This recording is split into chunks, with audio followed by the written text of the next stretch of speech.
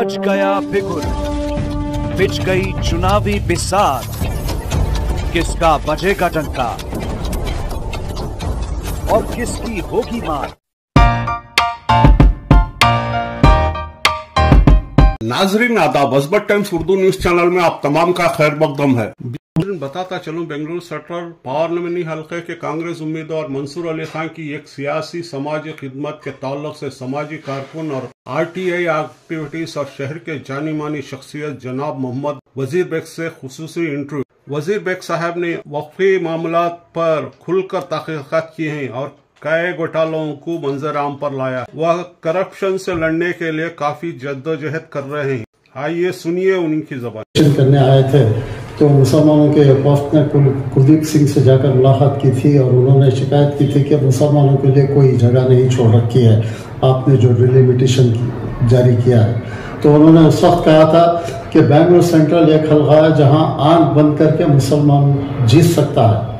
लेकिन अफसोस की बात यह रही है कि पिछले 20 सालों से यहाँ पर कोई भी मुसलमान कामयाब ना हो सका, जबकि जाफर शरीफ साहब को भी शिकस्त हुई और रिजवान अरशद साहब को भी 2 वक्त शिकस्त हुई है। अब मंसूर खान को जिताना मुसलमानों का अवलीन फरीजा समझता हूँ, चूँकि सारे कर्नाटका में 28 हल्कों में सिर्फ एक मुसलमान उम्मीदवार को टिकट दी गई है कांग्रेस की तरफ से, और ये जिताना सारे हल्के के मुसलमानों का अवलीन फर्ज बन जाता है कि ये कर्नाटक से मुस्लिम नुमाइंदे को चुनकर भेजें। और रही दूसरी बात कि कुछ लोगों ने मंसूर अली खान की तस्वीर दिखाकर यह कहना शुरू कर दिया कि क्या आप जानते हैं। मैं इन लोगों से वाज़ेह तौर पर कहना चाहता हूं कि पिछले 15 साल से जो यहाँ के सिटिंग MP हैं उनकी तस्वीर कितने लोग जानते हैं, जबकि उन्होंने 15 साल से इलेक्शन जीत रखा है और यहाँ कामों में हिस्सा लेकर जो भी डेवलपमेंट के काम होने हैं वो हिस्सा लेकर करने की कोशिश की है। मैं समझता हूँ वो कहाँ की है वो तो मुझे पता नहीं है, जबकि शिवाजी नगर, शांति नगर और मुस्लिम इलाकों में जैसा सरोगड़ा नगर है वहाँ मुसलमान ज़्यादा रहते हैं, वहाँ तो मैं समझता हूँ 10 रुपये का भी काम नहीं किया गया है वहाँ पर। अब उम्मीद करना चाहिए कि हमारा ये ख़ायक अगर इलेक्शन में जीत कर बेंगलुरु सेंट्रल से आ गया तो हम उसके घर पर जाकर हम अपने शिकायत, अपने जो भी मसाइल हैं हल करने की कोशिश करेंगे।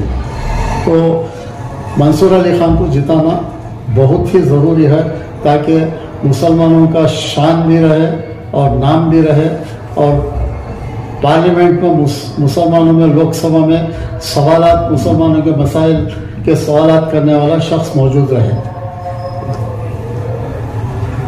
देखिए 3 हल्के जो राजाजी नगर, सतसी रामन नगर और माधोपुरा जो है वो BJP के MLA कामयाब हुए हैं पिछले असेंबली इंतखाबात में, जबकि 5 हल्के कांग्रेस ने जीते हैं, जिसमें 2 मिनिस्टर और एक BDA का 3 मिनिस्टर हैं, जबकि हमारे जज भी पावर मिनिस्टर हैं।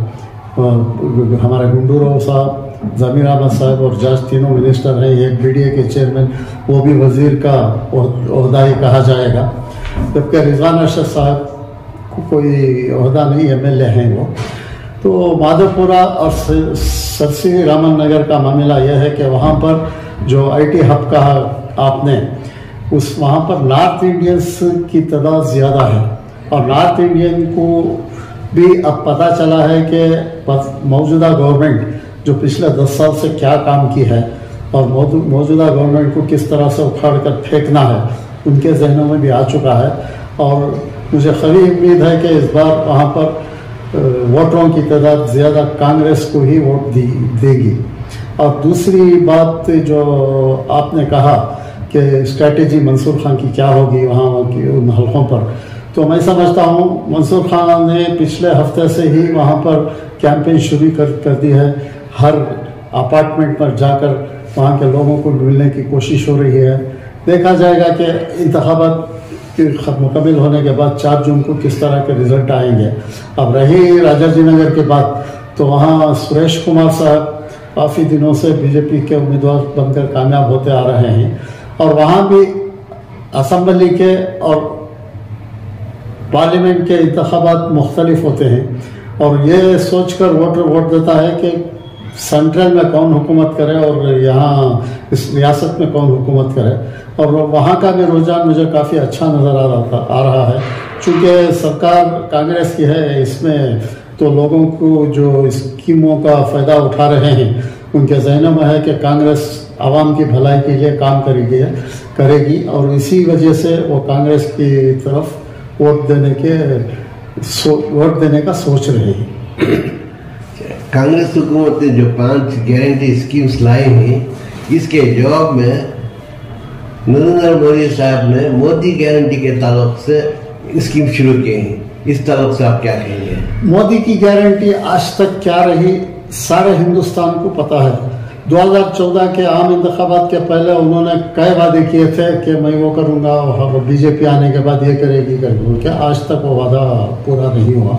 मसलन उनके वादों में यह कहा गया था कि पेट्रोल और रसोई गैस की कीमत कम होगी, सारे लोगों को 2022 तक घर बनाकर पानी के साथ घर के साथ जल दिया जाएगा करके वो हुआ था। फॉरेन से काला धन लाने की जो बात कही गई थी 3 महीने के अंदर काला धन वापस आ जाएगा, जबकि आज देखा जा रहा है कि पिछले से ज्यादा काला धन सेविंग्स बैंकों में और जमा हो गया है। तो 15 लाख रुपयों की बात कही थी कि हर एक के खाते में 15 लाख रुपए जमा कर दिए जाएंगे। कहाँ है वो सब वादे? यहाँ तक कि उन्होंने किसानों को NSP देने का वादा किया था जो आज तक पूरा नहीं हुआ था। NSP के सिलसिले में एक कानून पास किए थे और किसानों के एहतजाज के बाद उसे वापस लेना पड़ा। अब वो इस तरह से वादे कर रहे हैं और वो झूठे वादे कभी पूरे नहीं होने वाले हैं। और दूसरी बात, मोदी सरकार आइन में छेड़छाड़ की कोशिश कर रही है। कई आइन में कई तब्दीलियां किए हैं, अपने मन मुताबिक करे हैं और सुप्रीम कोर्ट के अहकामात को तक रद्द करके अपने मन मुताबिक कानून बनाए जा रहे हैं। मोदी सरकार पर से लोगों का एतबार उठ चुका है और आइंदा इंतखाबात में मैं समझता हूं कि मोदी सरकार के खिलाफ आवाम वोट देंगे। क्या इस बार राम मंदिर का मुद्दा जो है काम नहीं करेगा? बिल्कुल, राम मंदिर का मुद्दा फेल हो चुका है। चूंकि राम मंदिर के इफ्तिताह के वक्त जो 4 हमारे मुल्क के सबसे बड़े शंकराचार्य थे, उन्होंने राम मंदिर के इफ्तिताह का बायकॉट किया है, क्योंकि हमारे वजीर आजम खुद राम मंदिर का जो मजहबी एक रस्म होती है, वह रस्म को अदा करने के लिए एक सेकुलर हिंदुस्तान में मोदी साहब खुद जाकर अपना नाम और वोटरों को रुझाने की कोशिश करने के लिए उन्होंने राम मंदिर का इफ्तिताह वक्त से पहले किया, जबकि राम मंदिर तामीर होने में अभी 2 साल का वक्फा बाकी है करके लोग कह रहे हैं। और जो राम मंदिर का मसला जो 2002 से चल पड़ा था, 2024 में बिल्कुल फरवरी के महीने में ख़त्म हो गया। और उससे पहले जब सुप्रीम कोर्ट का फैसला आया था राम मंदिर की जगह के सिलसिले में, उस वक्त वो चैप्टर क्लोज हो जाना चाहिए था। अब चूंकि इंतखाबात 2024 में है, इसलिए राम मंदिर का शोशा छोड़कर नरेंद्र मोदी ने इनकम्प्लीट राम मंदिर का इफ्तिताह कर दिया है। और वो आवाम को शंकराचार्य साहिबान का जो बायकॉट हुआ है, सारे हिंदू बरादरान को यह बात मालूम हो चुकी है कि मोदी ने वोट हासिल करने के खातिर राम मंदिर का मुद्दा उठाया है और लोगों को यह मालूम हो चुका है कि राम मंदिर और हुकूमत साजी में और हुकूमत चलाने में कोई रब्त नहीं है।